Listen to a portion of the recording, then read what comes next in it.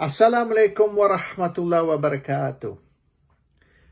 Lebih dari 40 tahun dulu, semenjak tahun 70-an, kami sudah terlibat di dalam political activism.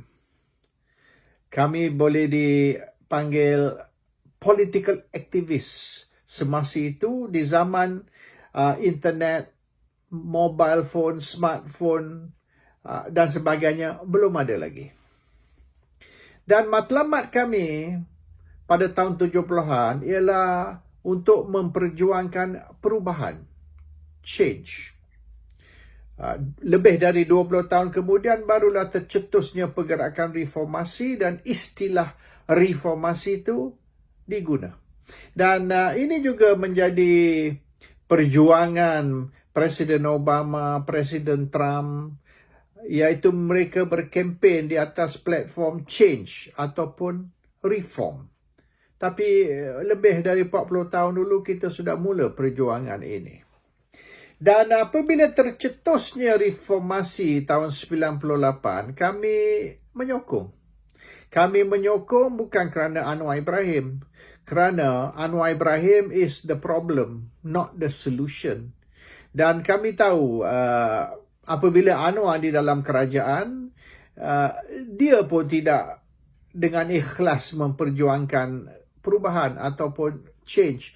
Dia hanya memperjuangkan perubahan apabila dia ditendang keluar dari UMNO dan dia telah hilang kuasa dan dia mengguna platform reformasi hanya untuk cuba mendapat balik kuasa. Tetapi oleh kerana perjuangan reformasi, pergerakan reformasi popular semasa itu, maka kami pun menyokong pergerakan reformasi kerana itulah akan menjadi satu cara untuk kita melihat perubahan di dalam Malaysia. Dan perjuangan ini berjalan lebih dari 20 tahun. Kalau nak kira dari 98 hingga hari ini ataupun 98 hingga 2018 apabila kerajaan bertukar, bermaknanya 20 tahun. Barulah nampak hasil perjuangan tersebut. Dan rakyat Malaysia mula-mula tidak bersama kita masa tahun 98, 99, tahun 2004. Rakyat tidak bersama kita dan kita terpaksa mengambil masa 10 tahun untuk educate rakyat, untuk nak didik rakyat bahawasanya the fight for change is our fight. And slogan kita, kempen kita ialah voting is not your right. Mengundi bukan hak. Voting is your responsibility. Mengundi ialah tanggungjawab. So, kita bawa level voting is your right up to voting is your responsibility. Bermaknanya, mengundi bukan saja hak kita, tetapi lebih dari itu, tanggungjawab kita. Dan 10 tahun kemudian baru kita nampak hasil pilihan raya 2008 apabila kerajaan, sokongan untuk kerajaan mula merosot. Dan ini berjalan lagi 10 tahun hingga 2018 apabila kerajaan hilang kuasa. Selepas 63 tahun memerintah, dari tahun 55, 2 tahun sebelum merdeka hingga tahun 2018, 63 tahun memerintah, akhirnya UMNO hilang kuasa. Dan itu the result of the fight for change. 40 tahun lebih, satu kerajaan yang memerintah 60 tahun lebih, akhirnya tumbang. Now, sebab apa akhirnya selepas 20 tahun rakyat mengundi untuk perubahan? Why didn't they do it earlier? Why do it later? Oleh kerana kejayaan kita mendidik rakyat, educate rakyat, mengubah persepsi rakyat, sikap rakyat, bahawasanya untuk selamatkan Malaysia kita perlu tukar kerajaan. Dan kerajaan yang sedia ada ialah kerajaan gagal. Dan Lim Kit Siang Berpuluh tahun DAP, pemimpin-pemimpin DAP berpuluh-puluh tahun mengatakannya Malaysia is a failed state. Malaysia ialah negara gagal. Oleh kerana kerajaannya ialah kerajaan gagal. Dan sekira kita tidak tukar kerajaan, maka kerajaan gagal ni akan terus menggagalkan Malaysia dan akan sampai satu masa kelak rakyat Malaysia akan menderita. The joke they made was, hari ini orang Indonesia masuk berjuta-juta bekerja di Malaysia, satu masa kelak orang Malaysia berjuta-juta akan pergi ke Indonesia untuk bekerja. Now we have Indonesian mates. In future, Indonesians will have Malaysian mates. Itu the joke that they were telling. And untuk menyelamatkan negara, perlulah kita tukar kerajaan. Akhirnya, tahun 2018. Selepas 20 tahun berkempen, selepas 63 tahun kerajaan yang sama, akhirnya kerajaan ditukar oleh rakyat. Dan rakyat menukar kerajaan dengan very high hopes, very high expectation. Ini disebabkan macam-macam janji mereka beri kepada rakyat. Apabila rakyat akan bertukar, ini akan berlaku. Apabila kita dapat rakyat baru, kerajaan baru, rakyat akan menerima ini, menerima itu. Itulah kempen mereka. Mereka janji sekiranya Pakatan Harapan memerintah, maka yang kapal terbang MAS yang hilang tu mereka boleh kesan dalam 24 jam. We can find the missing airline in 24 hours if the new government takes over. Macam-macam. Sampai hari ini pun, malam tadi Lokman Adam kata sekiranya kerajaan bertukar, maka COVID ni 90% selesai. 90% of the COVID problem will be solved if the government is changed. Itu maknanya kempen mereka, propaganda mereka untuk meyakinkan rakyat kita perlu kerajaan baru. Tetapi apabila kerajaan bertukar bulan Mei tahun 2018, apa yang dijanji semua tak jadi. Nothing happened. Kecuali menghapuskan GST. Tapi mereka menghapuskan GST, mereka terpaksa rompak duit Petronas untuk mengganti revenue yang hilang, 40-50 bilion yang hilang oleh kerana tidak ada lagi GST. Jadi orang putih kata robbing Peter to pay Paul. When you rob Peter to pay Paul, dia hanya poket kanan masuk poket kiri. Akhirnya sama juga poket akan kosong. There's no real change. Jadi selain dari itu, nothing happen, nothing change.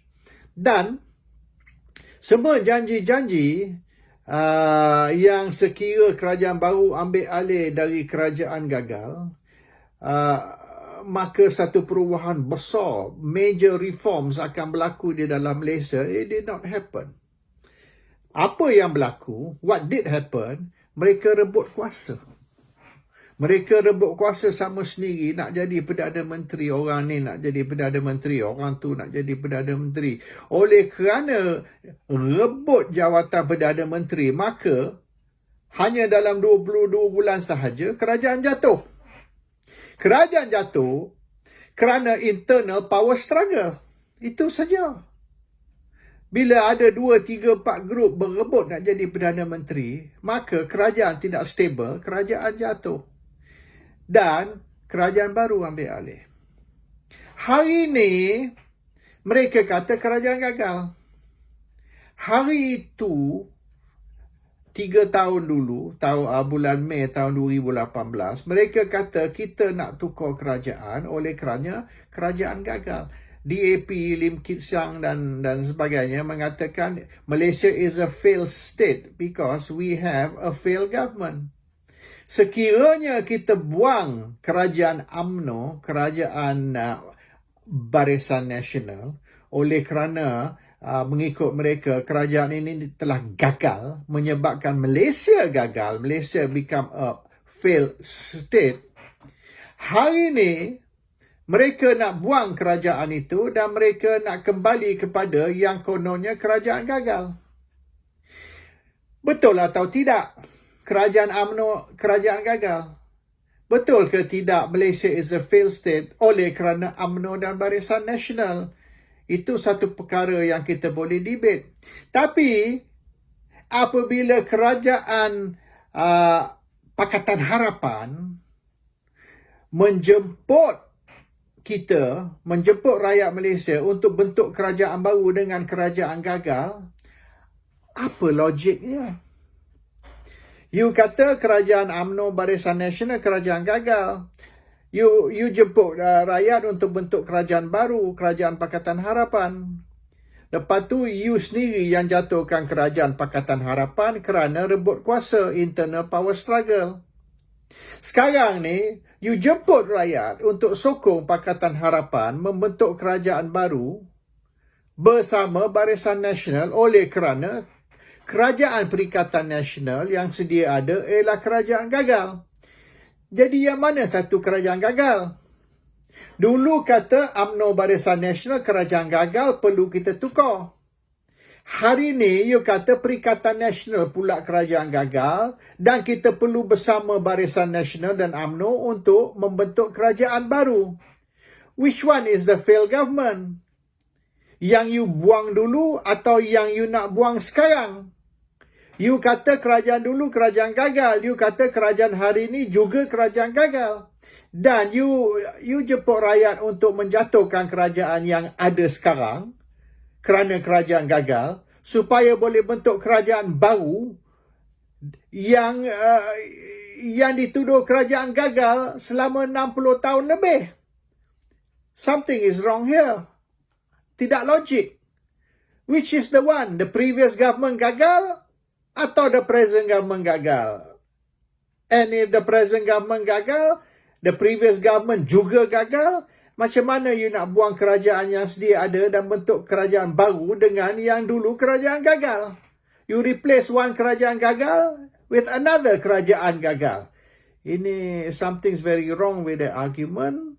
Dan yang kita lihat ni, mereka mengguna propaganda change, reform, selamatkan Malaysia, tukar kerajaan untuk masa depan kita. Mereka guna semua ni sebagai alasan, sebagai hanya sloganeering, dan slogan-slogan ini yang mereka guna untuk merampas kuasa, untuk menjatuhkan kerajaan. Apabila mereka membentuk kerajaan, mereka tidak buat langsung apa yang mereka kata sepatut dibuat.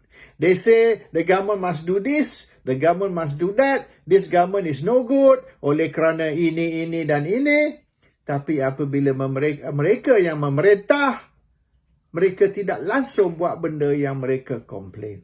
If there's so much problems with the present government, if the present government banyak kelemahan dan kekurangan, sebab apa you orang masa memerintah 22 bulan tidak buat ini semua? You said the government is weak. You said the government needs to be changed. And apabila the government was changed, you didn't do a single thing which you said. And now, sekali lagi, you jemput rakyat untuk menjatuhkan kerajaan yang sedia ada dan bentuk satu kerajaan baru bersama kerajaan lama oleh kerana kerajaan baru ini gagal dan kerajaan lama pun gagal, tapi kita bentuk kerajaan baru dengan kerajaan gagal untuk nak ganti kerajaan sekarang yang kerajaan gagal. This is so illogical. Tapi yang anehnya, ramai rakyat percaya propaganda Pakatan Harapan dan tidak boleh think for themselves, tidak boleh melihat dengan sendiri bahawasanya hujah-hujah Pakatan ni tidak logik langsung.